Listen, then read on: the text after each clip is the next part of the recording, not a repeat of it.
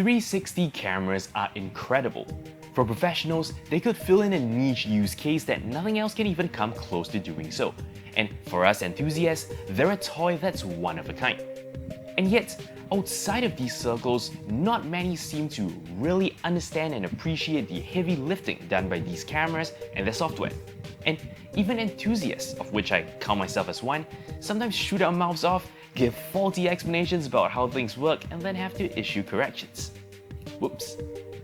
So let's take this opportunity to do a little bit of a deep dive and fill in the missing gaps that maybe we haven't been giving much thought to. Hello and welcome back to another video. As mentioned in the opening, the footage coming off of a 360 camera, which is more correctly known as a spherical camera, actually requires a ton of processing, mathematics, and even guesswork before it can look and work the way it does.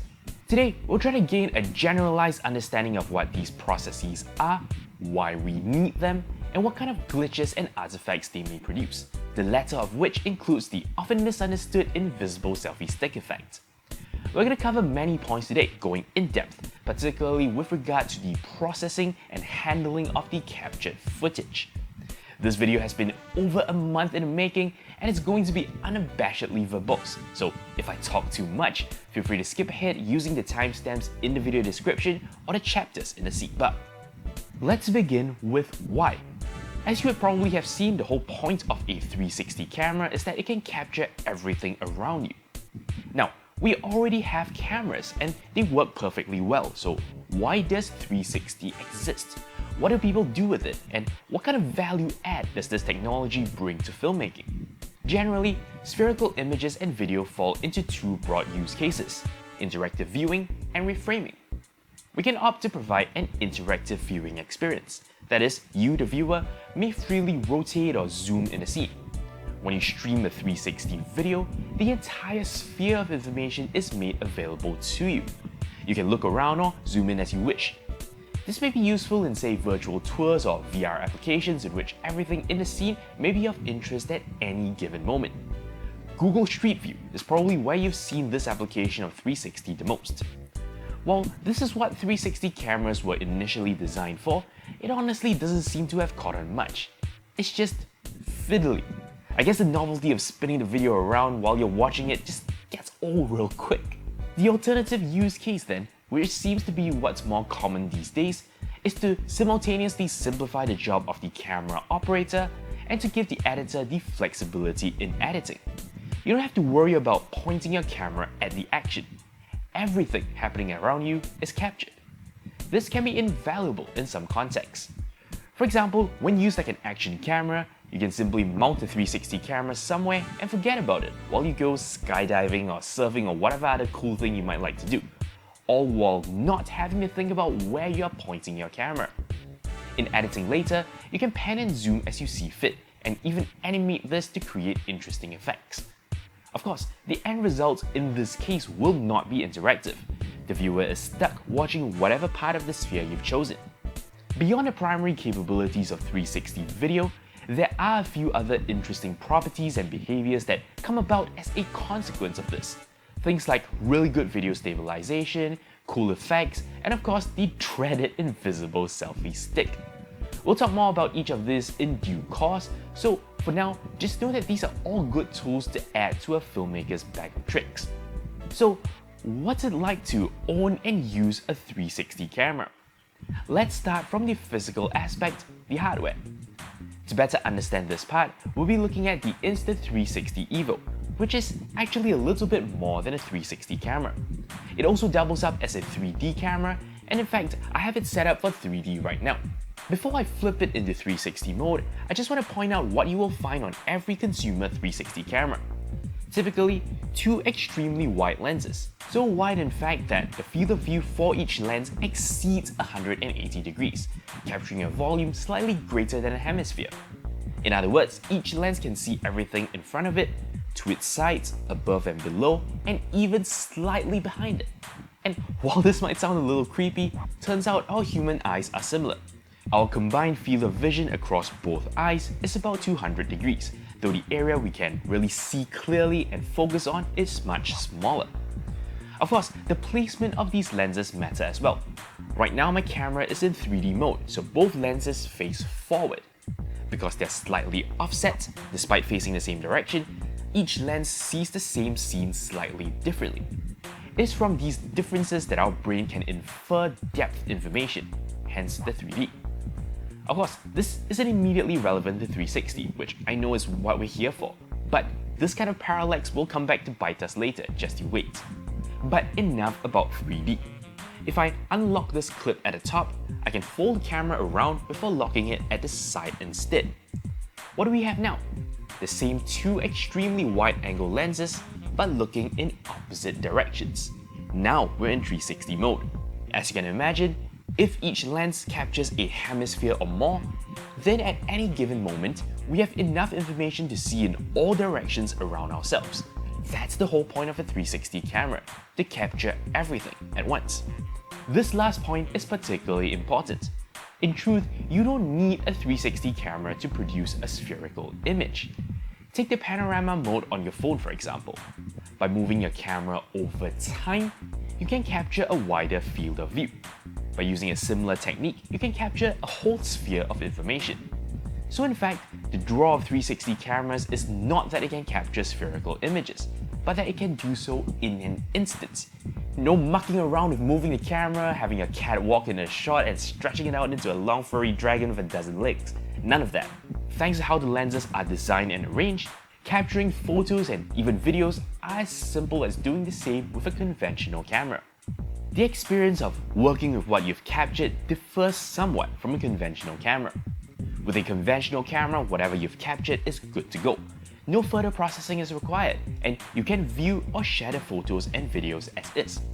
Of course, most of us obsess about our content far too much to let that happen, but the point is, you don't have to do that. For 360 content, things are a little more complex. This may be different from brand to brand, but typically, you have to use proprietary software created by the manufacturer to process your media before you get what we would consider an image or video that can be viewed or shared normally. My camera is made by Insta360, which uses the proprietary formats INSP for videos and INSV for video, which are designed to be opened in the Insta360 Studio application. From there, I have the two options as described before. I can choose to reframe my content, that is, to fix the view however I like it and export it as a normal image or video. This is doubly interesting for video because I can even animate this over the duration of the video, making it zoom and turn to focus on different things over time. You would do this the same way as you would with animated quantities in other applications, by setting keyframes at fixed points in time and allowing the software to interpolate between them. Alternatively, I could simply export my content as is for interactive viewing. Notice that if we were to open this content using a basic video or image viewer, it looks all distorted and my feed look crazy, because it's not meant to be viewed like this. Such media carry the full sphere of information and are designed to be open in a viewer that expects and understands the 360 format, giving you the controls to pan around and zoom. What we've seen so far is the start and end, the camera itself and its product, and what we can do with it. Honestly, that's all the typical end user needs to know. A lot of the very interesting things actually happen in between these stages, but it tends to be transparent to you, happening automatically in software. But of course, you're here watching a video with deep dive in a title that's probably half an hour long, so you know you're in for a lot more, and it's worth knowing too. Even if you just want to be an end user, knowing these details can help you get higher quality footage that's easier to work with. So let's delve deeper. Let's start from the beginning, which is, what does the camera actually see? Well, the raw footage coming off of the camera looks like this. For this particular camera, each video is recorded as two separate square clips, one for each lens. Each clip contains a fisheye view, which is what is seen through each lens at the time of capture. And yes, this trippy look at the world around us is actually everything in a full sphere, even if it looks like we're not getting a very good view of, say, right above us or between the two lenses. The view of those areas are just squeezed into the edges of each circle, but it's all there. Unsurprisingly, this representation, this projection of the real-world space is difficult to work with for two reasons. The first of which we've just discussed. Real-world distances aren't linear when recorded this way. Things appearing in the center of each frame get to enjoy being represented by a large number of pixels, while entire areas off to the sides get compressed into very few.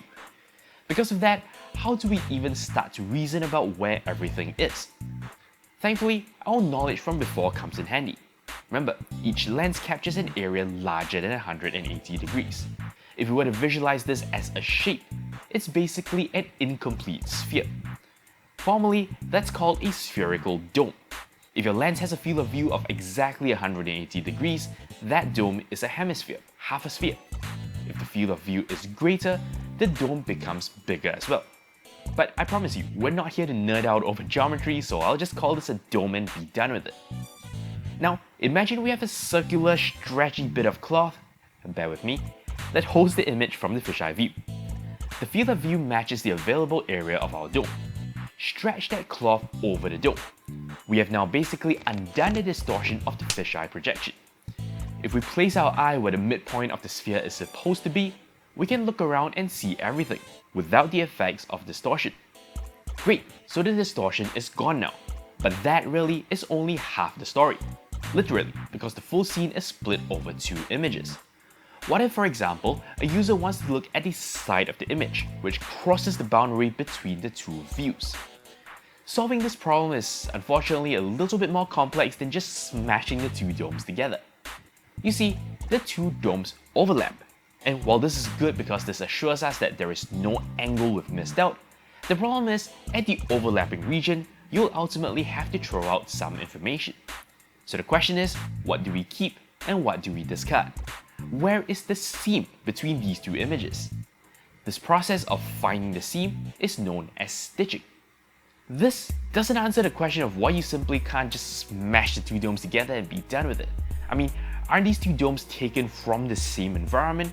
Surely the overlapping regions should be identical. No matter how we combine the two images, there should be no visible difference. Well, unfortunately, no. And even more unfortunately, there is absolutely nothing we can do short of sorcery to make these two images identical, because this is a physical limitation. I'll explain. Remember how we discussed earlier that the two lenses are slightly offset from each other? In 3D video, that's desirable. The slight difference in the two images is how we infer depth. With 360 video, this produces some interesting but potentially unwanted side effects. Let's say there are two objects at different distances from the camera. Consider the line of sight from the left lens to the nearer object. For this lens, the object at the back is left of the object in the foreground. If we were to do the same thing using the lens on the right this time, we notice something interesting. Because this second lens is at a different position from the first, its line of sight means that the object in the background is now right of the object in the foreground. In other words, these two domes, these two fisheye views, are not the same, because they each view the scene from a slightly different position. And necessarily so because unfortunately science hasn't found a way to build two things to occupy the exact same position. Thus, we have to contend with this difference, and that's the main difficulty of the stitching process. All we have to work with are these two views that don't agree with each other, and no additional information about what is right. We're just gonna have to guess and come up with something that looks okay. To better visualize this phenomena, I've created a simulation in Blender, a 360 program. Please understand that this is for visualization purposes only and may not be perfectly indicative of how 360 software actually works. Anyway, I've taken a 360 photo, extracted the two fisheye views, and wrapped them around two domes. I have no idea if these domes represent an appropriate field of view because I couldn't even find the field of view of my camera online. Maybe Insta360 thinks this is a trade secret or something. So basically what I'm saying is all this is guesstimation. Regardless, I now have two spheres with the fisheye views on them. You are now looking at the images from inside the sphere, right at its center. If you look around, things look okay, not much distortion, but if we look at the overlapping bands, you'll realize something interesting. Their views don't line up at all. I can try to fix this by moving one of the domes. Again, 360 software probably do more than that, but we'll keep it simple here. Let's pick something on a scene to align with, say my hand. I'll shift one of the domes until my hands line up. That's perfect now, But if we turn around and look at the lamppost at the side, that's out of alignment. If I were to align for the lamppost and look back down at my hand, now that's out of alignment. So not only do the two views not agree with each other, we can't even find one solution that works across the board. In fact, that's no different from our eyes, and I'll prove it to you if you can do a simple experiment with me. You might want to wait till you're alone though, you might look a little strange doing this. Hold the finger up in front of you and look directly at it. Without moving your eye away from your fingertip, turn your attention to the things in the environment behind your finger. Notice how you can see two of everything. Now, move your finger closer to your face, all while staying focused on the tip of your finger. Notice how everything around you shifts and the doubled up things start sliding further away from each other. The closer you bring your finger, the more pronounced this effect. Also, you'll look funnier. But that's the problem with stitching two views that are offset from each other.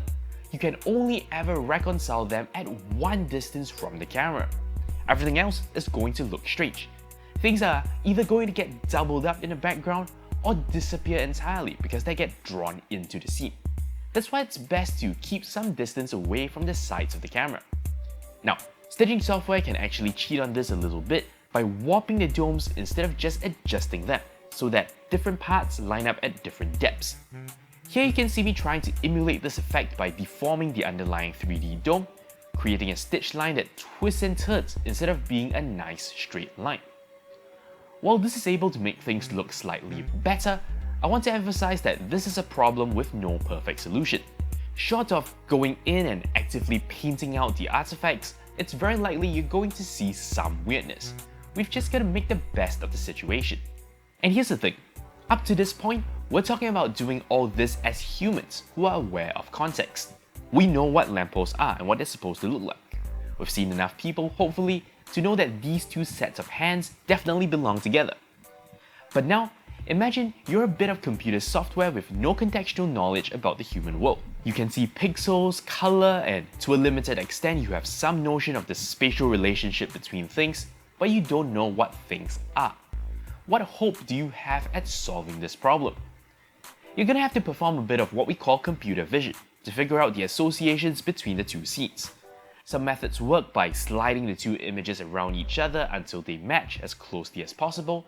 Others work by finding high contrast points on the grounds that they're more easily identifiable, and again, associating them across the two images. Regardless, as you can imagine, such methods aren't perfect. Under ideal conditions, they can be very good, but ideal situations don't exactly grow on trees. Mistakes can come about with scenes that are extremely simple, in which there are very few features to match between each dome, or far too complex, where it's not easy to tell features apart.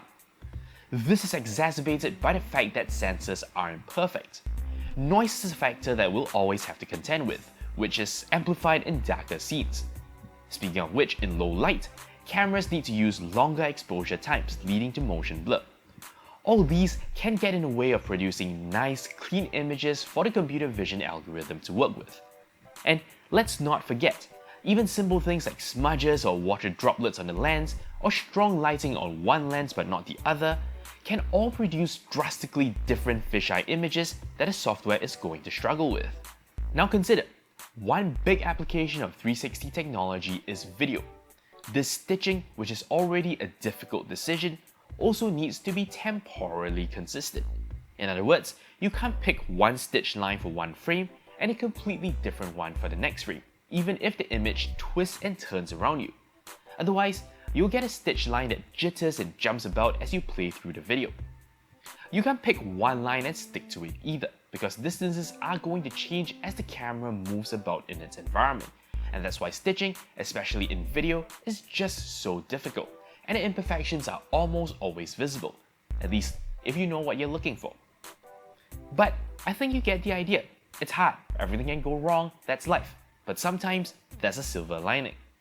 While this problem with the stitch line can cause distortion and undesirable effects, there is one situation in which we can exploit it to do what we want. This of course is with regard to the infamous invisible selfie stick effect. While 360s are often held up by a monopod, which we now unfortunately call selfie sticks, it usually disappears from the final shot.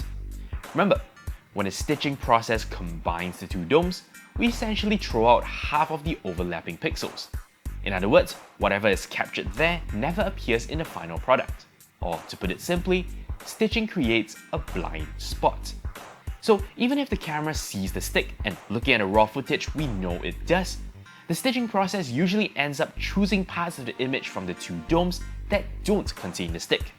In other words, it ends up in the blind spot, the overlapping areas between the two domes that get thrown out. When positioned well, everything looks perfect, except maybe a little blip where the stick is held in the hand. Of course, this assumes that the stick is placed entirely within the blind spot of the camera. One rookie mistake is tilting the camera so it faces you. Remember, you don't have to do that. The camera already sees everything anyway, right? That's the whole reason why you got a 360 camera in the first place, so you don't have to point it.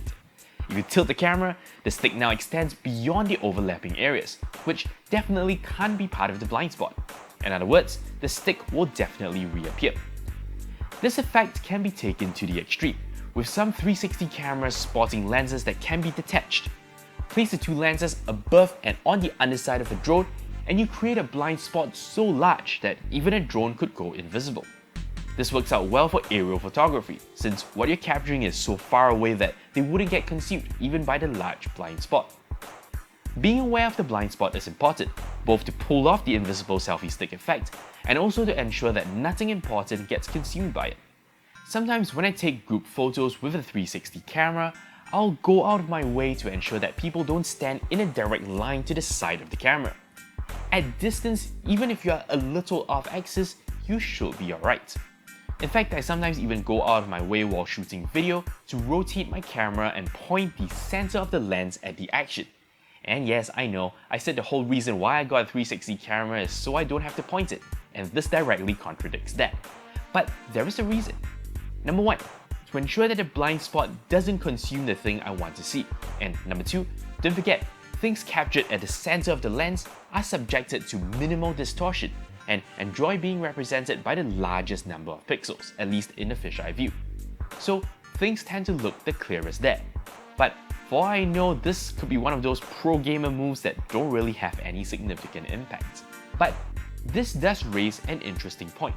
If I'm rotating the camera around, potentially needlessly, that is of course going to affect the final captured footage, right? We've got to deal with this somehow, so we're not done, even after stitching the footage into a sphere. Because 360 cameras are typically handheld, this leads to two key problems: finding a direction and image stabilization. And I would say the former is critical, the latter is good to have. Here's something we take for granted when we use a conventional camera. What direction is up is well defined, because after all, you're probably going to be enforcing that by simply holding the camera in the appropriate orientation. That is of course unless you're deliberately going for some Dutch angle weirdness. But a 360 camera doesn't really work like that. After all, there is no orientation in 360, and typically, when we hold up a 360 camera on a monopod, we can't infer its direction from the base because that's pointed towards the hand that's holding up the selfie stick. That's why 360 cameras tend to be equipped with sensors, minimally to figure out which direction is down. Correcting for this error is easy. We simply figure out the real world direction, rotate the sphere until that actually points downwards in the image, and we're done. I say this is critical because the viewing experience would be completely unnatural without this. Sure, you can leave it all up to the user, but let's face it, rotating in two axes is fiddly enough without also having to level the horizon yourself. Yes, that's right. Did you ever notice that when viewing 360 content like on Google Street View, you only actually have access to 2 of the 3 rotational degrees of freedom? You have access to pitch, that's up-down, and yaw, that's left-right, but not roll, in which your whole view rocks clockwise or anti-clockwise. You don't need that. Thanks to the fact that the down direction is fixed, restricting this motion actually makes your content more accessible by eliminating viewpoints that were unnatural to start off with. Taking this to the next level will imply video stabilization. Interestingly, stabilization is a very difficult problem in the context of regular non-360 video.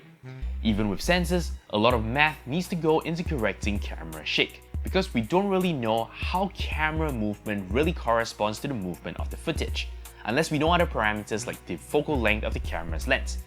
But for 360, all you're doing to stabilize video is to simply rotate and tumble a sphere around. Which means, for once, this is something that's actually easier to do in 360 than on a conventional camera. And for a video that's been all about how difficult things are, this is a nice change. In fact, with the same down detection mechanic from before, you can already stabilize the footage in two axes, the pitch and roll ones. An additional axis for sensing is required for yaw, which is basically what compass direction you're looking in. To stabilize footage this way, your software simply looks for rotations to your camera in the yaw axis and spins the spherical footage in the opposite direction to counteract that movement. If your sensor readings are clean and you have enough of them, the stabilization effect can be extremely good. Companies like Insta360 are well known for having incredible stabilization, #NotAd. So I don't know if they have some kind of secret sauce to their stabilization algorithm that I haven't covered here. But what I can say is, good stabilization is not necessarily a given. I have an older 360 camera that struggled with it a lot more, and I even had to put it on a gimbal once just to make it look better. Great, we now have a nice clean sphere of video, it's all good to go, and yet it isn't in a form that we can store or transmit. At least not if you're trying to produce content for interactive viewing, in which all the information in the sphere needs to be present. You see, computers like regular things, and images and videos are best stored as rectangular arrays of pixels. So the question becomes, how can we somehow re-represent a sphere of information into a rectangular plane? Do you remember the weird, distorted view we briefly saw previously? You know, the one where I had huge feet? That's the look we're going for. That view is known as equirectangular projection. To achieve this, our spherical image is unwrapped, kind of like peeling an orange, into a rectangle that is twice as wide as it is tall. Now, we have an entire sphere's worth of image in one rectangle. Like a panorama, moving along the horizontal axis is simply rotating around in a circle, and the right side of the image wraps over seamlessly to the left. Conversely, moving up and down is equivalent to looking up or down in a semicircle. The topmost pixel is like looking straight up, the bottommost pixel is looking straight down, and the center pixel is staring forwards in a given direction. The equirectangular projection is not as strange as it seems. In fact, when we look at the world map, that's an equirectangular projection of the surface of the Earth, which, in the context of today's discussion, we shall pretend is spherical. Notice the distortion in this view. The pointy ends of our orange peels, that is what's near the top and bottom of the images, have to be stretched out to fill the frame. That's the reason why people say the size of the north and south poles are exaggerated on the world map. This, of course, also explains the weird feet situation in the 360 footage. With the equirectangular projection done, we're basically all set. All your 360 program needs to do is to export your content as actual images or video. If you're exporting for interactive viewing, the equirectangular view is simply saved to a file, alongside relevant metadata, which informs software that your video is meant to be viewed in an interactive player instead of being shown as is. Of course, for already reframed content, this isn't a problem because the result is no different from a regular image or video and nothing special needs to be done to view it. Interestingly, there is still one more major consideration regarding the choice of interactive viewing versus reframed content. And yes, what primarily motivates this decision is what you actually want to do with the content you create. But one other major sticking point, particularly for video, is file size. You see, one fatal flaw with interactive viewing is that the underlying file contains the entire sphere's worth of content. But when you're actually viewing it, you're really only looking at one small part of the image. It's like zooming in a lot on an image. Even if it's really high resolution and has many pixels in it, by zooming, you're throwing away a lot of the information, ending up with a pixelated and blurry mess. This is why if you ever come across a 360 video on YouTube, selecting resolutions that we typically consider good, like 1080p HD, still looks pretty bad. The underlying equirectangular image is 1080p, but we're cropping that all the way down to an image that's probably well under 480p. And in this day and age of ultra high resolution stuff, you can feel it. To combat this problem, 360 cameras are often very high resolution. The Insta360 EVO we've been looking at shoots at 5.7K, that's 5760 by 2880, or double the amount of pixels you will find in what we typically call 4K video today.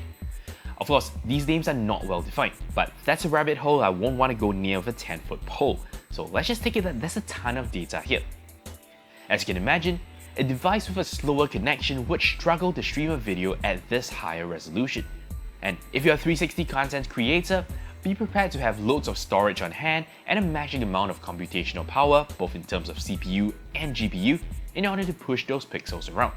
All this effort, just for a viewer to eventually ignore a large majority of those pixels and zoom in on one small part of the image. This might also be another reason why reframed video has caught on. You can get away with not sending through a ton of data, and video quality options actually work as you expect.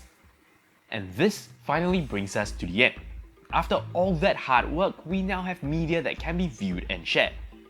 What amazes me about a 360 camera, particularly how we use it these days, is that if you use it well, and if all the maths works out well and nicely, nobody would even notice you have used a 360 camera. It will just look like good footage, perhaps rivaling what's filmed with gear that is far more expensive and far harder to operate. And yet, despite this, you wouldn't have a clue that it was actually shot in 360 and edited down. That's the beauty of 360. But at the same time, it's also kinda unfortunate because it means the general public doesn't get to hear about this amazing technology. But thankfully, today you have, and I hope you walk away from this with a better understanding and appreciation of 360 tech. To test and see if you have a better eye for all of this, try and spot 360 camera use and its associated artifacts on YouTube. You probably know Tom Scott, a YouTuber I've followed for a long while and is a role model for a lot of things I do, and by that I mean I copy him a fair bit. He uses GoPro branded 360 cameras, but mixes its footage with that coming off of a standard non-360 GoPro, so it's extra challenging to tell apart. But look for camera movements that are essentially panning about within a sphere, and look for the occasional stitching glitch, which can kinda clue you in. I'll link you to a video in which there are definitely some visible tells. If you can spot them, congrats, you now have a fun party trick up your sleeve. Your mileage may vary depending on what parties you go to. Anyway, thanks for sticking through all the way to the end. That's all there is for this episode. Thank you very much for watching, and until next time, you're watching 0612 TV with NERDfirst.net. Thank you very much for watching. If you liked this video and are feeling generous, a donation to this channel will be greatly appreciated. There's a link on screen and in the video description for more details. Meanwhile, please do like, comment and subscribe. This helps the channel tremendously and gives me the means to do more. Thank you once again, and I'll see you next time.